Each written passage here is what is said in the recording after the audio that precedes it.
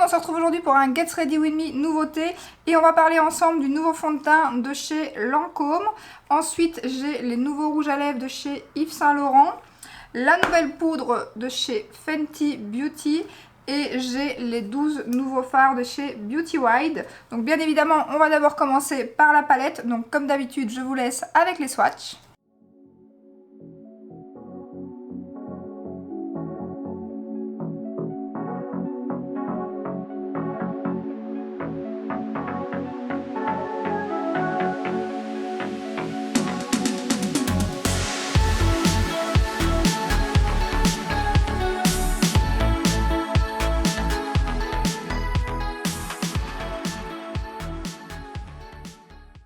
Voilà, comme d'habitude, hors caméra, j'ai mis ma base de chez Beauty Bay. On va commencer tout de suite avec les yeux. Donc je vais utiliser la palette et comment vous dire qu'à l'intérieur, on a des petits duochromes qui sont magnifiques. Surtout celui-ci qui fait bleu et rose. Alors je ne sais pas si vous verrez, peut-être dans le miroir.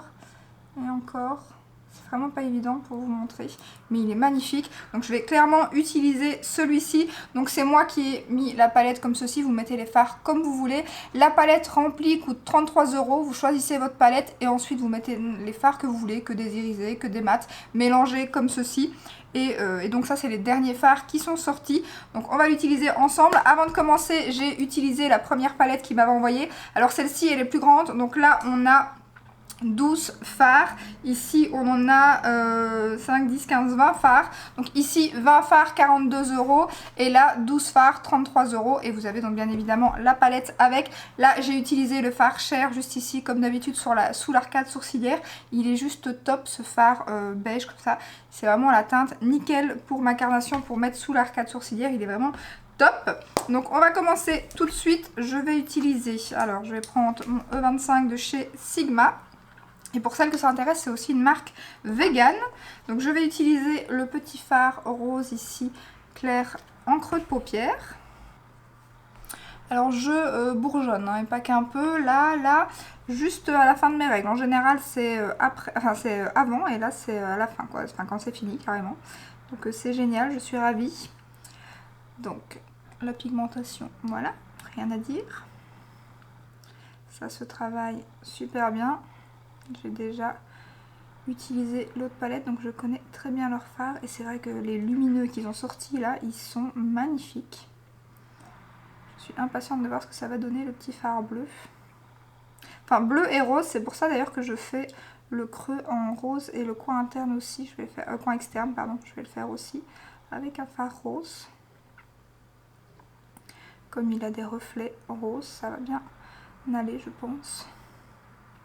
J'ai hésité à faire un make-up vert, mais ce soir je vais souper chez ma maman et la robe que je vais mettre, elle a un petit peu plus de couleur rose et tout, donc du coup je me suis dit on va faire un petit make-up dans les tons roses. Voilà, en coin externe je vais mettre celui-ci qui est un petit peu plus foncé. Et je foncerai après avec une autre teinte pour que ça soit encore un peu plus foncé en coin externe.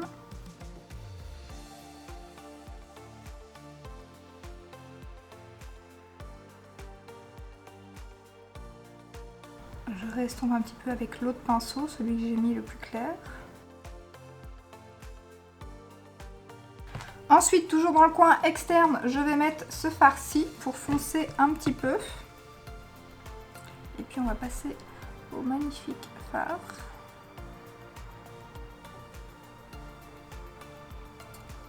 J'aimerais bien quelque chose d'un peu plus foncé, donc à mon avis je vais aller dans l'autre palette. Et je vais mettre celui-ci.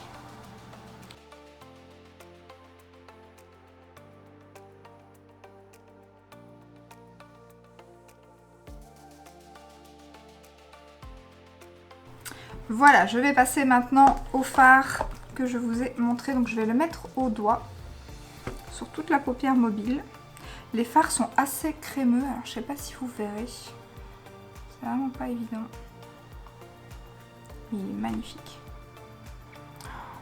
Il est magnifique. Et dans la glace, moi je vois vraiment bien les reflets roses. Ah, il est splendide. C'est clairement mon coup de cœur de la palette. j'allais dire de la paillette parce que je vois toutes les petites paillettes en même temps. Et sur les yeux, j'adore ça. Je vais en mettre partout.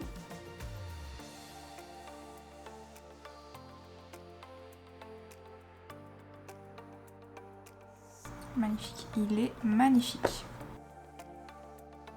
Voilà, hors caméra, j'ai appliqué mon liner de chez Benefit, la base de chez Urban Decay. Je vais maintenant appliquer avec vous le nouveau fond de teint de chez Lancôme. Donc c'est le teint Idol Ultra Wear Care and Glow.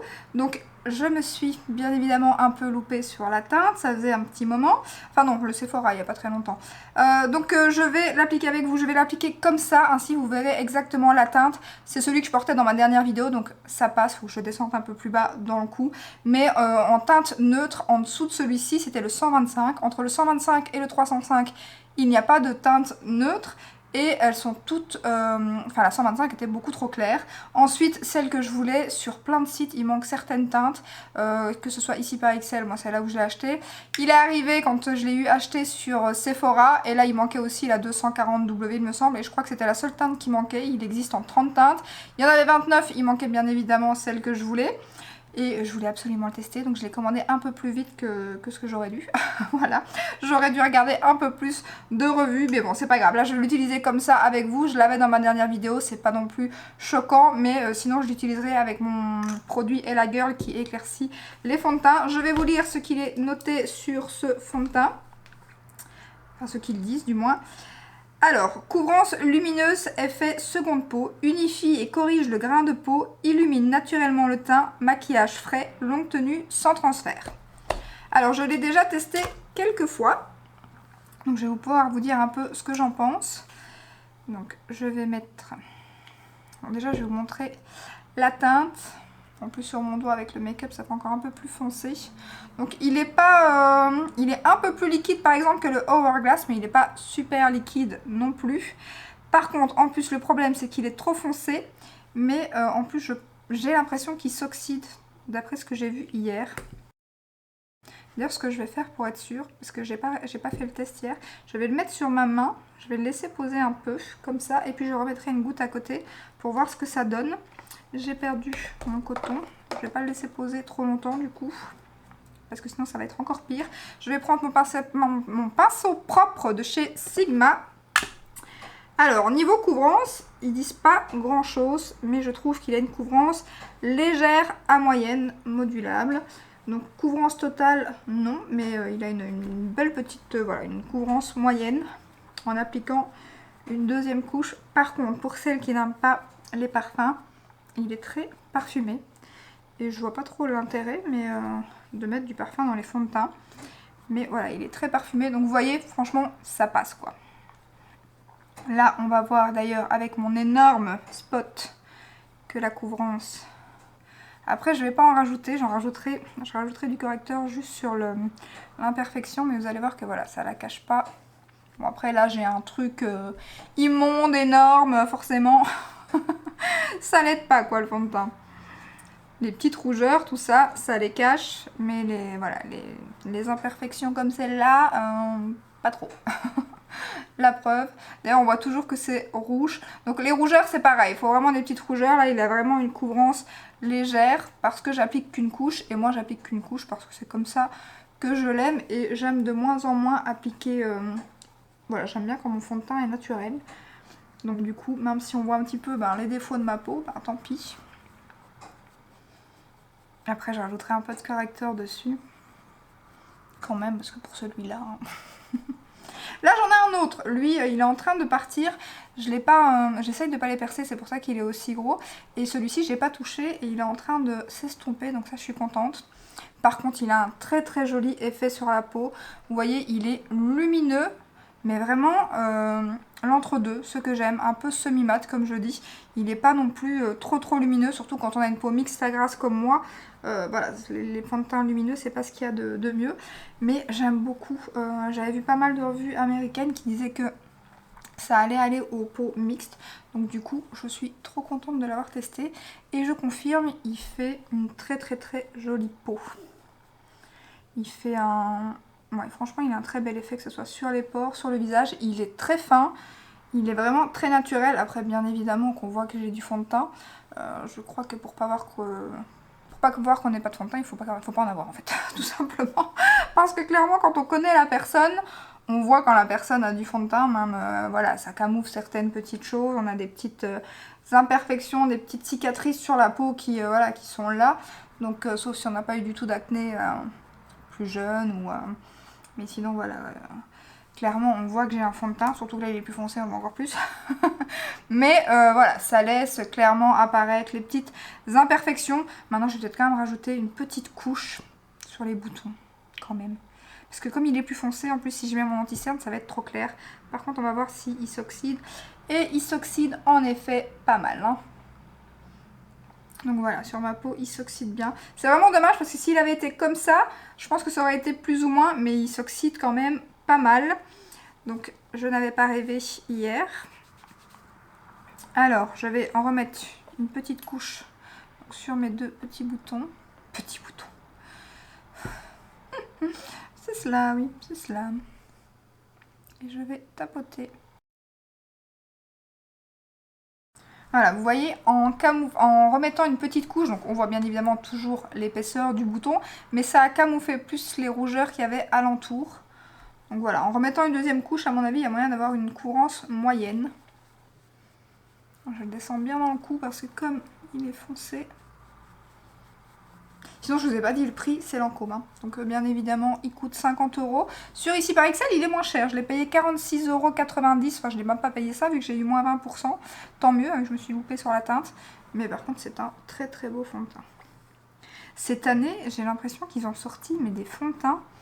Franchement, il y a beaucoup de produits teints qui sont pas mal. Par contre, le parfum, c'est très fort, hein. C'est très fort.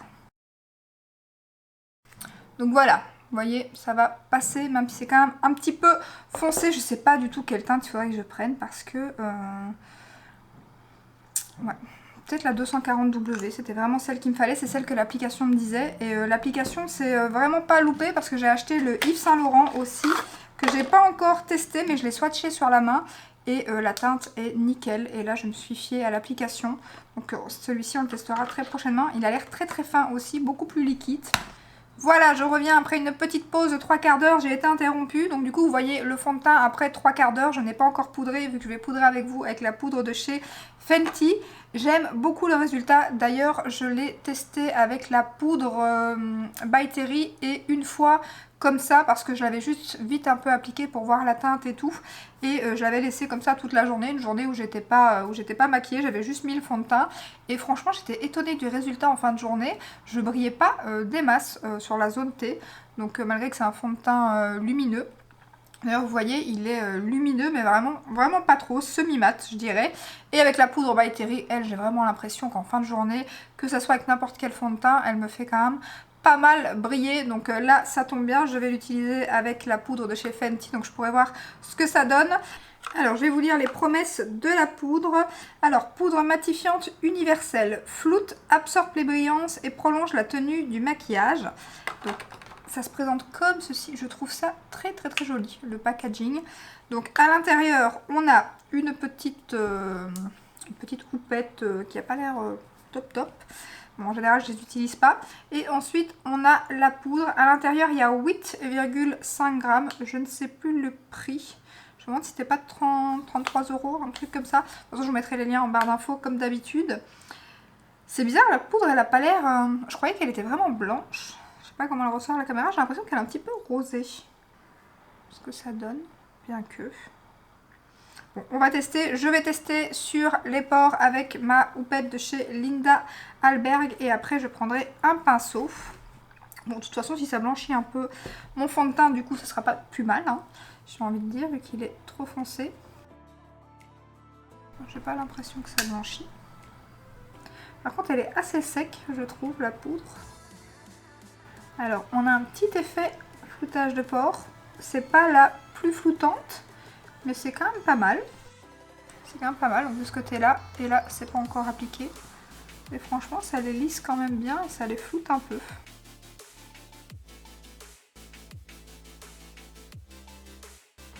C'est très joli, je trouve. Plutôt joli.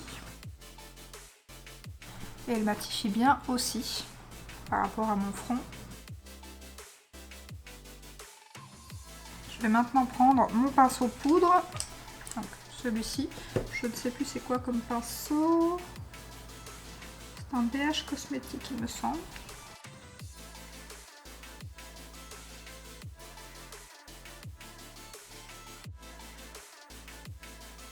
Et ben écoutez, j'aime beaucoup. À voir en fin de journée si elle tient bien niveau matité. Mais en tout cas, pour l'instant, j'aime beaucoup. Elle a blanchi mon teint. Ça m'arrange, j'ai envie de dire, avec mon fond de teint. D'ailleurs, je trouve que là, le fond de teint ne choque pas trop avec la poudre.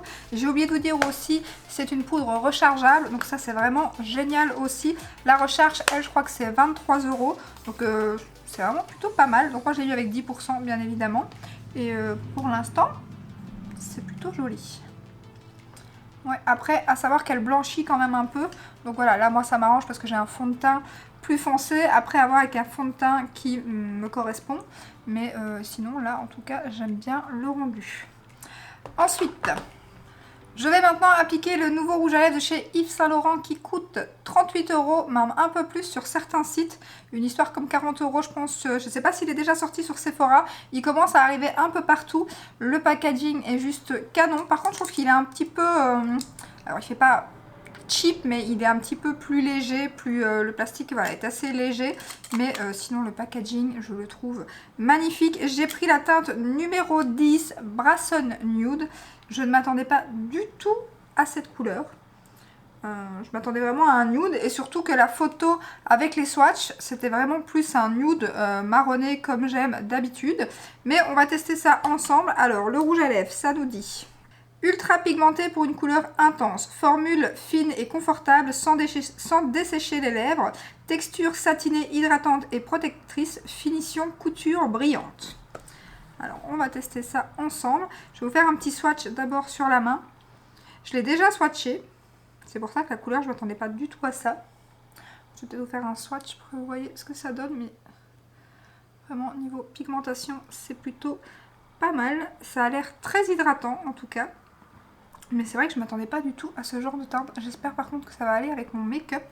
Alors, ma petite glace.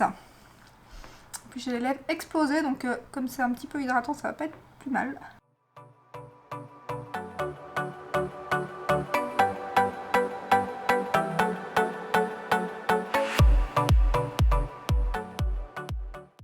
Alors, ce n'est absolument pas la teinte à laquelle je m'attendais, clairement, pour un nude. Après, Brasson Nude, je sais pas ce que ça veut dire, mais en tout cas, les photos que j'ai vues sur la page ici par Excel, ça rendait pas du tout cette teinte-là. Ça faisait vraiment un nude marronné. Là, j'ai plus l'impression d'avoir un corail.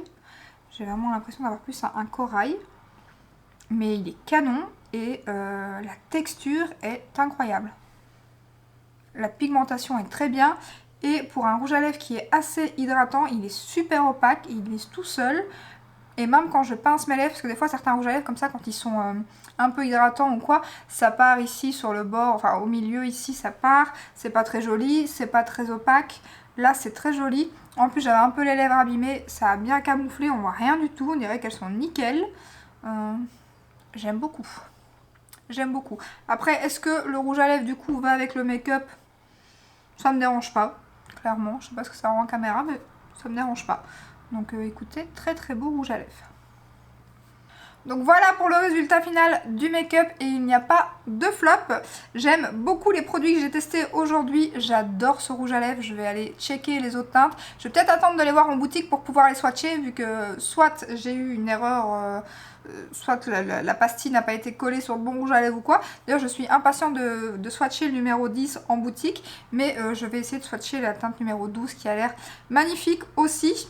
Ensuite, le fond de teint Lancôme, mis à part la teinte, et ça c'est de ma faute, je l'aime beaucoup aussi. Franchement, très belle découverte pour l'instant cette année. Les fonds de teint, ils cartonnent. J'ai vraiment fait de très belles découvertes. Donc voilà, très très bon fond de teint si vous recherchez une couvrance légère à moyenne, un fini semi-mat je vais dire. et une très bonne tenue. Franchement, il tient super bien. Après, sans transfert, j'ai pas testé, donc du coup, je saurais pas vous dire. C'est très rare en général que je regarde le fond de teint s'il est sans transfert. Mais en tout cas, je l'ai porté avec une blouse blanche. Et c'est vrai que je n'ai rien eu à l'intérieur parce que j'ai dû forcément le descendre un petit peu plus sur le cou. Et je n'ai pas eu de transfert sur la blouse. Après, bien évidemment que ça dépend aussi de la poudre que vous mettez par-dessus. Parce que forcément, on dit sans transfert, mais il faudrait déjà laisser le fond de teint sans poudre pour voir si vraiment il ne fait pas de transfert. Donc, parce qu'en général, la poudre aussi transfère, donc ça dépend. Mais en tout cas, très très bon fond de teint. Ensuite, la poudre, pareil, pour l'instant, j'aime beaucoup. Alors, c'est pas la plus floutante, mais franchement, elle fait un petit effet floutant quand même, un petit peu lissante. J'ai l'impression qu'elle blanchit un peu le teint. Bon, là, ça m'arrangeait, comme je vous ai dit, j'ai le fond de teint plus foncé. D'ailleurs, je pense que je vais utiliser ces deux produits-là ensemble. Ça va être parfait. Donc, peut-être faire attention qu'elle blanchit peut-être un petit peu le teint. Mais sinon, pour l'instant, j'aime beaucoup. Je verrai ici en fin de journée si elle a un petit effet lissant aussi. Parce que moi, les ridules sur le front, elles sont bien profondes. Et là, je trouve que ça va, ça marque pas trop. Donc pour l'instant, ça a l'air plutôt bien. Je verrai en fin de journée niveau zone T si je brille ou quoi. Mais en tout cas, pour l'instant, j'aime beaucoup. Et les nouveaux fards de chez Beauty White, très très bien. Ça, c'est très très bien travaillé. Gros coup de cœur pour ce fard qui est juste magnifique. Franchement, ce fard, il est à tomber. Celui-ci aussi, d'ailleurs, est magnifique. Je vous ai fait les swatchs. Le gris vert ici aussi, il est trop beau. Enfin franchement, elle est très très belle. Les mats se travaillent super bien, c'est super bien pigmenté. Les lumineux sont vraiment crémeux, ils glissent sous les doigts, ils sont très très beaux. Donc voilà, très très joli fard. Et donc ça en est tout pour aujourd'hui, j'avais pas grand chose à vous montrer. Donc voilà, n'hésitez pas à me dire en commentaire si vous avez testé ces produits, ce que vous en pensez. J'espère que comme d'hab, cette petite vidéo vous aura plu. Si c'est le cas, ben, n'hésitez pas à la liker, à vous abonner. Et je vous dis à très bientôt dans une prochaine vidéo. Ciao ciao!